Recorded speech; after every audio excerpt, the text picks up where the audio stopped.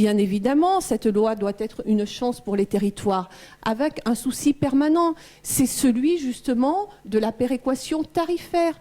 Et tout le défi qu'on a approuvé dans les années qui s'offrent à nous, c'est tout simplement qu'on est capable de faire de cette loi de transition énergétique d'abord une loi pas seulement de transition énergétique, mais de transition démocratique, parce que la transition énergétique ne peut exister qu'à partir du moment où les citoyens se sont appropriés cette transition.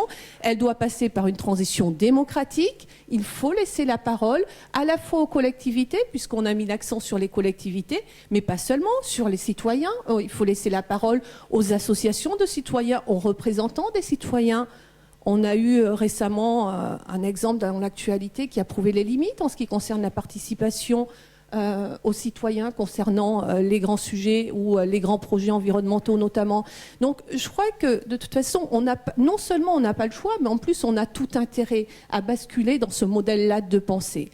Nous avons tout à construire parce que de toute façon, les objectifs que nous nous sommes fixés dans la loi, ceux que vous avez exposés notamment ce matin, eh bien nous devons y parvenir. Et il ne suffit pas de les inscrire dans la loi, ces objectifs, pour les atteindre. Il faut que, encore une fois, les citoyens, les collectivités se les approprient. Ils se les approprient sous bien des façons, mais pour se les approprier, il faut surtout les porter à connaissance. Et qu'est-ce qui fait aujourd'hui qu'on peut porter à connaissance des objectifs et demander aux gens sur le terrain de nous aider à les remplir? Bien, il y a vraiment un outil auquel je suis particulièrement attachée, puisque j'ai rapporté le titre 2 sur le bâtiment, qui est celui des plateformes de la rénovation énergétique et notamment de la couverture territoriale. Il faut que les Français, que les citoyens aient accès à l'information. Ici, aujourd'hui, je suis ravie de voir une salle comble, mais ce sont surtout des personnes qui parlent depuis longtemps de la question énergétique. Allez-y sur le territoire.